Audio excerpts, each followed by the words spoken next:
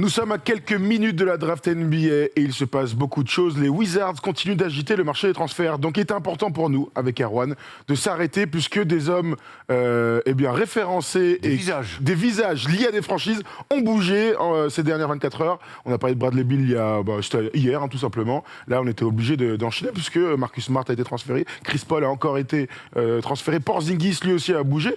C'est ça qu'on aime avec la NBA, c'est qu'il se passe toujours un truc. Ouais, on s'attendait. J'ai pas souvenir d'avoir vu autant de mouvements comme ça avant une draft, sur des noms aussi importants. D'habitude, on attend l'après-draft, voire le début juillet. Mais là, non, les mecs sont chauds. Les mecs ont déjà envie ou ils ont envie de partir en vacances tôt, ou il y a des coups à faire. Et on a l'impression qu'il y a pas mal de trucs. Il y a beaucoup de GM qui tentent des choses, en tout cas. Ça, c'est clair qu'il y a des GM qui tentent des choses et tout part de Washington.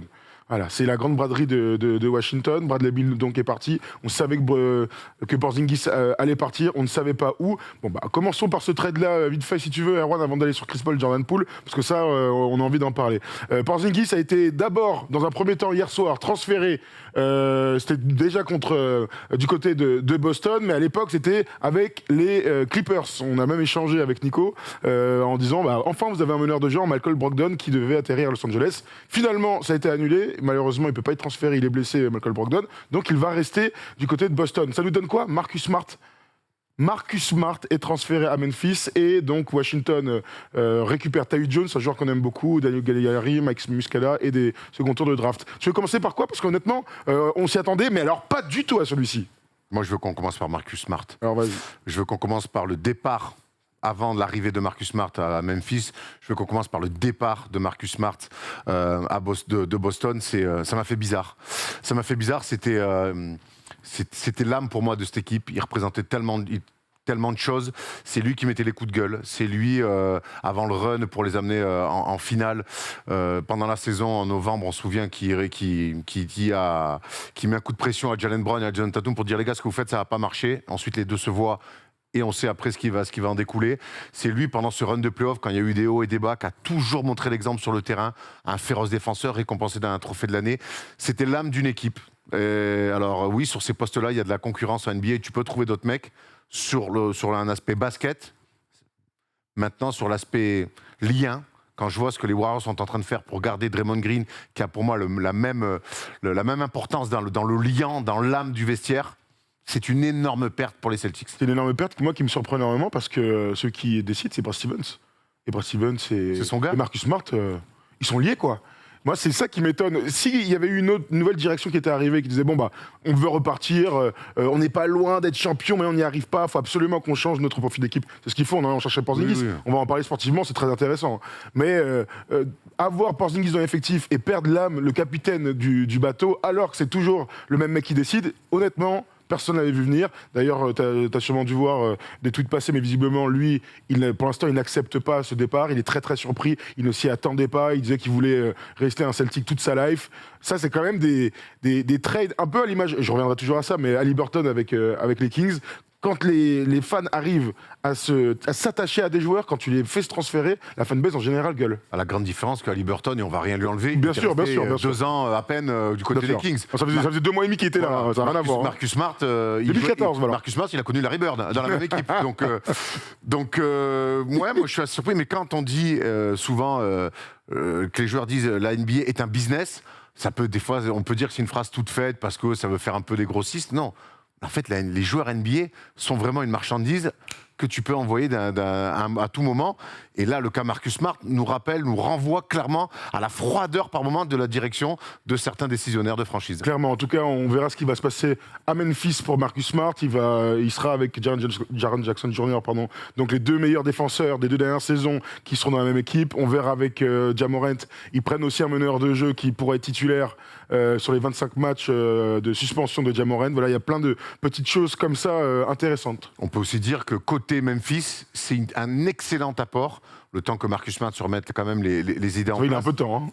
Il a un peu de temps. Il y a un peu de temps. Il y a 3 mois, ça va. Je pense que cette équipe-là, ce qu'a essayé de faire Steven Adams, d'alerter cette jeune bande de branleurs qui se sont vus trop beaux et que personne n'a voulu écouter. Donc quand Steven Adams a voulu mettre des warnings en disant « Les gars, l'attitude qu'on a, c'est pas bon », Là, Marcus Smart, c'est bien vu de la part des Grizzlies d'avoir sauté sur l'occasion, parce que lui, je pense qu'il va mettre des grands coups de pression. Et si Tonton il veut continuer à jouer au gangster, il va se retrouver accroché en haut des vestiaires. Ça va lui faire tout bizarre, Ja Morant. Ils sont allés chercher un délégué de classe, clairement. Ouais, mais un vrai mentor, basket, et en dehors aussi, un mec exemplaire qui a des grandes joutes de playoff, qui sait comment gagner. Alors, il n'a jamais soulevé un titre, mais il connaît le chemin pour aller en finale. Et je crois que c'est un énorme apport pour les Grizzlies et pour aussi les problèmes en interne qu'il y a basketement et extra basket. C'est un excellent move pour les Grizzlies, c'est important de le dire aussi. Et souvent, on parle de culture, c'est ce genre de mec là avec une grosse âme qui amène de la culture. Bon, en tout cas, voilà pour Ja Morant et Marcus Smart. Tu parlais de business pur. On peut dire très honnêtement que Marcus Smart échangé et que Boston récupère Porzingis, dont on va parler, et 2 premiers tours de draft. On sait combien la valeur des choix de draft sont très importants. Donc, il récupère le choix de draft 2023 et 2024 des Grizzlies. Honnêtement, on pourrait dire que c'est un coup de maître. Alors, Porzingis a dû activer sa player option de 36 millions pour accéder à ce trade. D'ailleurs, je parlais tout à l'heure de Brogdon et de sa blessure. Il y avait aussi le fait qu'il fallait qu'il prolonge et que lui, il ne voulait pas. Boston lui donnait peut-être pas assez d'argent. C'est une question d'ailleurs qu'on pourrait se poser. Est-ce que Porzingis sera là pour une seule année? Bon, on n'en est pas encore là. Dans le profil, ils vont chercher un gars très grand, un super shooter, un super attaquant, un bon contreur. J'ai presque envie de te dire que ça ressemble à Brook Lopez. Ouais, ça ressemble à Brook Lopez, moins gaillard quand même, mais j'aime beaucoup l'évolution de Porzingis. J'aime beaucoup son évolution depuis qu'il est parti de Dallas. Il est allé, je pense que son passage par Washington lui a fait du bien, loin des projecteurs. On arrête un petit peu de lui casser les couilles, de le regarder. On n'est pas là à voir si son association avec Doncic va marcher à chaque match. Est-ce que ça marche pas. Là, je trouve qu'il sort d'une saison All-Star au niveau des stats, ce qu'il avait déjà fait à l'époque à New York. Il avait besoin de s'émanciper là-dessus, de montrer que c'était ce type de joueur-là.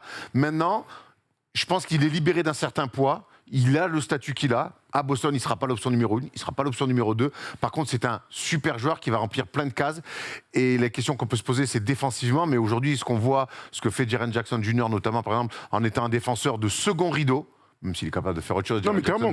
Mais ce que fait Porzingis, c'est pas le meilleur défenseur, bugne à bugne. Mais aujourd'hui, on voit, et on a vu ça sur tous les playoffs, ces espèces de gardiens de but là, qui viennent en aide et contrer ça, il sait excellemment bien le faire. Donc... Voilà. Donc c'est un super ajout. On peut dire c'est un vrai bel ajout. Hein. Basket, c'est pas lui par contre qui va faire le lien. Non. Donc le lien Thuram, mais, Okay. mais en tout cas merci la régie pour vous public. Et en général, quand t'es pas sûr de ta blague, je peux pas te suivre. T'es pas sûr. T'y allais mais t'y as pas allé. Tu vois. Le lien Lasland. Ah oui. Ça me revenait pas. Du coup j'ai dit le lien Thuram. Bon, on s'en fout. Mais je suis triste pour Marcus Smart. Je suis excité à l'idée de voir arriver Porzingis. Je veux voir comment ils vont l'utiliser. Offensivement, c'est un mec qui peut, certes, évidemment, je vais être dans les corners, bien sûr. Évidemment. Mais défensivement, je veux voir comment ils vont l'utiliser derrière Robert Williams. S'il reste, parce que pour l'instant, à l'instant où on parle, il peut encore se passer beaucoup de choses. Jaylen Brown, Robert Williams. Alors, il peut se passer encore plein de choses à Boston. Mais ça leur amène de la verticalité parce que il est vraiment immense et long. Il a un vrai bon sens du compte. Ah, bravo Jérémy, il était bon sur bravo Photoshop. Hein. Et il peut évidemment mettre dedans. Et quand on voit la Joe Mazzulla, la philosophie qu'il a d'attaque, c'est un bon ajout. Enfin, un intérieur de plus de 2,05 m aussi à Boston. Aussi. Et ils en avaient besoin. Pour le coup. C'est clair, il fait 2,20. Donc voilà, Porzingis qui arrive à Boston. On verra, en tout cas, c'est osé de la part de Brad Stevens d'aller là-dessus. On verra ce qui se passera dans quelques instants. Parce que pendant la draft, on peut imaginer, vous savez tous que le pick numéro 3 des Blazers est convoité par beaucoup, surtout si Scoot Anderson est encore sélectionnable. Donc est-ce que Jaylen Brown pourrait bouger? On verra. Le truc, c'est que en laissant partir Marcus Smart, si Porzingis ne prolonge pas, ça donne aussi un Eldorado pour signer le méga super max de 290 millions à notre ami Jaylen Brown s'il décide de rester. Donc voilà pour Boston. Un petit mot sur Tyus Jones, du coup, vraiment rapide, qui va arriver aux Wizards. Les Wizards, il y a toujours Kyle Kuzma qui pourrait prolonger, mais un gars qu'on aime beaucoup, Gallinari a lui aussi opt-in son année pour l'année prochaine. Il était à Boston, il était à Boston, d'ailleurs il était en costume, on l'a vu pendant tout le run des playoffs, Gallinari et Mike Muscala aussi. Tyus Jones qui aura peut-être un rôle de meneur titulaire là-bas. Il y a Monte Morris là-bas aussi, mais bon. Je pense que Tyus Jones va enfin avoir un rôle de meneur titulaire. C'est la seule bonne nouvelle avec lui qu'on peut souligner. C'est un meneur que j'aime beaucoup, mais pour moi, il est tellement basket que j'ai du mal à me projeter dans une équipe de reconstruction. Voilà, donc maintenant, on va voir. Il va être associé, on va en parler tout à l'heure, à Jordan Poole. Il va falloir lui donner des ballons à l'autre, même s'il n'y a pas besoin de lui donner, en général, il les prend. Mais voilà, c'est un meneur que j'aime beaucoup. Maintenant, le voir starter, ça ne me surprend pas. Pour moi, il a les épaules pour l'être. Maintenant, starter dans une équipe comme ça, en totale reconstruction, je demande à voir. Mais voilà, moi, je préfère voir ce type de joueur-là dans des équipes avec de ambitieuses l'ambition, qui jouent un petit peu les oui. playoffs, plutôt que dans une équipe qui repart à zéro. Ouais, absolument. Voilà. Bon, écoute, on verra. Il va aussi beaucoup manquer aux Grizzlies, même si Marcus Smart peut évidemment jouer meneur. Sans aucun doute. On parlait des Wizards qui dynamitent un petit peu le marché des transferts. La surprise générale, on peut le dire, hein, honnêtement, je n'y croyais pas. J'ai vu ce truc, je me suis dit, attends, c'est une blague. Les Warriors de Mike Dunleavy Jr., donc maintenant qui est décisionnaire depuis le départ de Bob Myers, a décidé de se séparer de Jordan Poole. Jordan Poole est donc envoyé à Washington contre Chris Paul qui ne portera jamais le maillot, mais bon, c'était à prévoir, avec Ryan Hollins qui était un second tour, qui était drafté l'année dernière en 2022, et des choix de draft, il y a un second tour et un tour 2030 protégé. D'ailleurs, ça donne un truc un petit peu bizarre, c'est-à-dire que normalement ce trade ne pourrait être validé qu'au 6 juillet. Parce que quand il y a un choix de draft aussi lointain, il y a des délais à respecter. Qu'est-ce que tu penses de tout ça ? D'abord, on va sur Jordan Poole, si tu veux. Ah bah oui. Et ensuite, on ira sur Chris Paul, le désaveu des jeunes. C'est le désaveu des jeunes.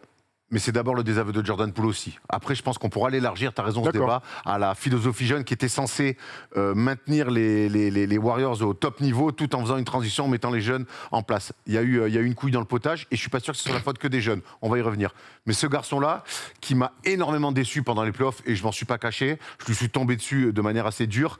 Je pense que dans la volonté des Warriors de vouloir rester au top, de vouloir continuer à être un vrai challenger, voire un favori pour le titre, il ne s'intégrait pas là-dedans, pas par le talent, par l'attitude. Je crois que ce gars-là aujourd'hui a besoin de montrer qu'il peut. Bon, il l'a mis, on l'a vu cette saison. Il est déjà à 20 points par match, c'est dingue. Ouais, mais pas marqué 20 points, mais finalement, il veut avoir tous les ballons, il veut être la star de l'équipe. Quand il y a Klay Thompson et Steph Curry dans ton équipe et Draymond Green aussi qui a un autre rôle, mais la lumière est déjà prise. La lumière est déjà prise et je crois que les playoffs, pour le coup, ont mis en lumière en fait le fait que Jordan Poole ne matche pas avec la philosophie Warriors qui existe depuis 2014-2015 avec l'éclosion du duo Steph et Klay. Donc voilà, oui, il est fort, oui, mais il était adroit, mais en fait, il n'était pas du tout dans ce jeu collectif, dans ce schéma-là. Il a eu des attitudes déplorables. Les seules fois où il y a eu des éclairs de génie, ça a été sur des exploits individuels. J'ai encore en mémoire ce tir dramatique qu'il prend face aux Lakers très tôt. Il a voulu jouer le héros, j'en démords pas. Alors ça tombe dedans, oui, mais si ça tombe pas dedans, en fait, ce mec-là était tout en pièces en l'air. Je crois que les Warriors ont besoin de certitude. Donc moi je ne suis pas surpris de le voir partir. Il va aller dans une équipe en construction, là pour le coup c'est exactement ce qu'il lui faut. On ne va pas l'emmerder, il va avoir tous les ballons. Tu ne vas pas gagner un match, mais tu vas mettre 30 points par match. Vas-y, va t'amuser. Voilà. Aujourd'hui, je crois que si les Warriors s'en séparent alors qu'il y a l'année dernière, il lui file un contrat à plus de 100 millions, c'est pas anodin qu'une organisation comme celle-là fasse ce choix-là. En tout cas, ce qui est sûr, c'est que c'est un désaveu pour les deux équipes, mais pour les deux parties, mais c'était vraiment une décision attendue. Moi, je n'imaginais pas que Jordan Poole, après tout ce qui s'est passé, le run de playoff, l'attitude, la patate, voilà, on peut tout raconter, on connaît déjà toute l'histoire. On ne les imaginait pas repartir. Donc, quelque part, c'est un bon choix d'après moi. Est-ce que tu penses, c'est un vrai bon choix de la part des Warriors de laisser partir. Draymond Green, en renégociation avec les Warriors, et puis avoir une. Moi, je vais plus loin que ça. C'est pour ça que là, je reste sur Jordan Poole. Après, on parle des Warriors. Mais pour moi, Jordan Poole, vous savez combien. Je pense que c'est l'un des joueurs les plus talentueux de la ligue. Là, on va pouvoir voir dans une équipe de merde. Là où il aura tous les ballons, combien ce fantastique attaquant va pouvoir marquer des points. Ça vaut ce que ça vaut. À un moment donné, le but, c'est de gagner des matchs. D'être à 27, 28, voire, admettons même 30 points par match. Tant mieux pour lui s'il arrive dans ces eaux-là. Moi, je pense qu'il est capable, dans le basket archi ouvert, avec autant de courses, avec autant d'adresse, il a toutes les qualités pour être un mec autour de 30 points par match. Allez, dès l'année prochaine, je m'enflamme totalement. Mais bon, le but, c'est de gagner des matchs. Donc, s'il lui faut à lui dans son cheminement pour devenir un vrai bon joueur un jour, référent de la ligue, ce passage et leader, ce passage par les excès au tir, bah vas-y. Là... Il y en a eu plein des mecs comme ça. Hein. Jordan est passé par là. À un moment donné, Jordan est passé par j'ai l'équipe avec moi, je suis dans les excès, ça marche pas. Donc, sans dire que Jordan Poole et Michael Jordan, je dis que c'est un cheminement qu'on a déjà vu 1500 fois en NBA. Ça tient, c'est encore un jeune joueur, donc qu'il aille montrer que c'est un énorme scoreur, voilà. qui soit en vacances mi-avril. Et puis dans 3 ans, il fera la gueule. Voilà, Bradley Beal, même lui a été transféré alors qu'il nous a dit qu'il allait rester pendant très longtemps là-bas. Donc là, c'est la première partie.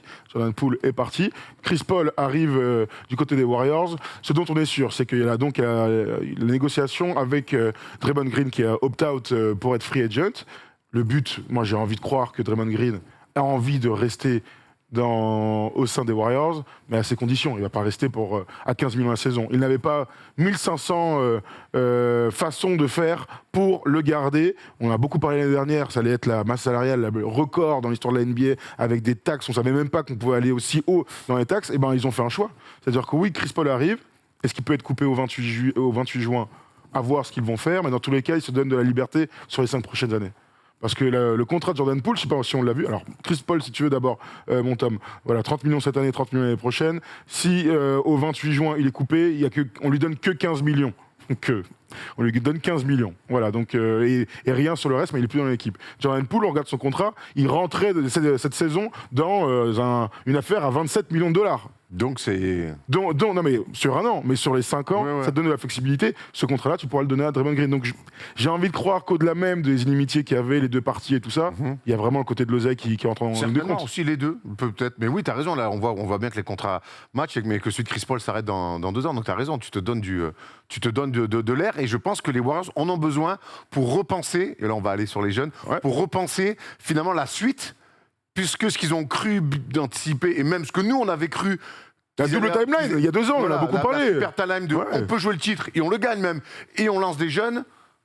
Ah bah en fait, la deuxième partie jeune, elle est d'ailleurs, c'est ce qui les plombe cette année. Ce qui était terrible, c'est que c'est pas non seulement on lance des jeunes, parce que lancer des jeunes, il y a un côté, tu sais, on a fait les trouvailles, on va les lancer. Oh, t'as un deuxième choix de draft, t'as des top 10, t'as des mecs qui sont amenés, dont on parle All-Star, Kuminga, machin, il n'y en a pas un qui va rester. Non. Alors on verra pour Moses Moody, qui a l'air d'être le plus stable de tous et qui a un peu déçu, je pense qu'il sera dans la rotation, mais si Kuminga se barre, t'as quand même 4 mecs de talent que t'auras pas réussi à faire fructifier. Alors, faute des jeunes, sûrement on a vu les mêmes matchs, mais quand tu as une organisation aussi intelligente, aussi poussée, avec une culture aussi importante, tu peux aussi te poser la question de leur place dans le projet. Jordan Poole, on a le droit d'avoir un avis un peu plus tranché parce qu'on l'a vu jouer et c'est le seul qui a vraiment eu un rôle.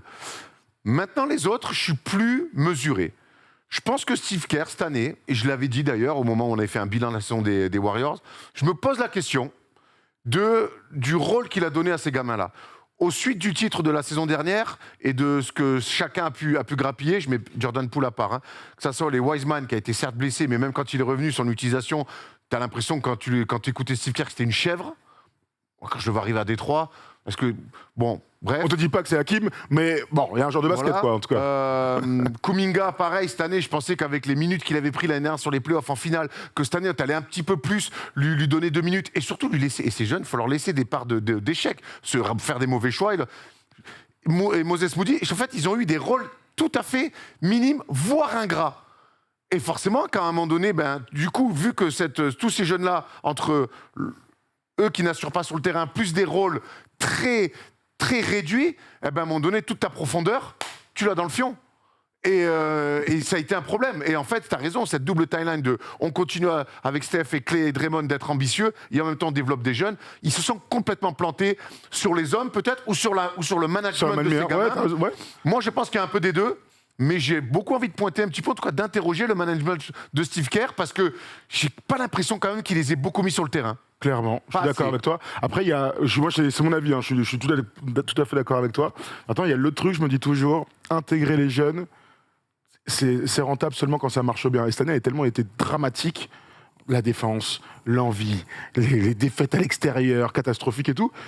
T'as la sensation que quand t'es toujours dans l'urgence, tu peux pas mettre des choses en place. Tu vois ce que je veux dire, ton titre. Ouais, en plus, la pression est énorme quelque part. Mais tu vois, je réfléchis à ça en même temps. T'as raison, mais en même temps, quand tu voyages comme tu voyages, tout ça, je sais pas, t'as 82 matchs, c'est pas de l'Euroleague, tu joues pas encore l'Euroleague, t'en as beaucoup, mais c'est pas un championnat que tu joues une fois par semaine. Là, t'as 82 matchs, au bout d'un moment, quand t'es pas bien, essaye des choses. Je trouve que